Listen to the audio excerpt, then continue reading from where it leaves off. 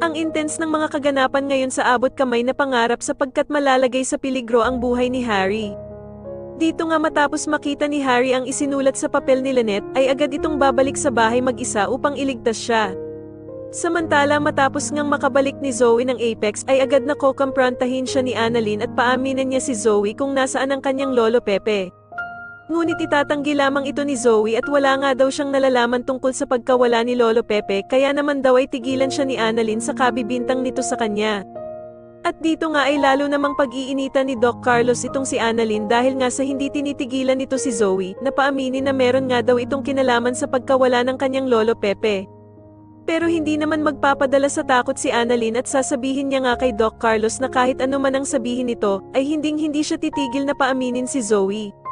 Samantala ay magtatagumpay naman ang plano ni Lynette na lagyan ng sticky note si Harry upang malaman nito na nasa kapahamakan ang kanyang buhay.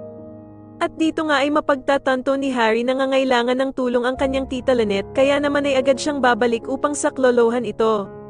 Sa kasamaang palad naman imbis na humingi siya ng tulong sa mga pulis ay mag-isa lamang siyang babalik sa bahay nila Lynette kaya naman ay mapapahamak tuloy ang kanyang buhay. Sa kabilang banda naman ay pagtatangkan nga ng masama si Lynette ng mga tauhan ni Moira kaya naman ay magpupumiglas siya sa sobrang galit. Sakto namang dadating si Harry at mag-aala superhero nga ito ng mag-isa para iligtas si Lynette sa masasamang loob na tauhan ni Moira.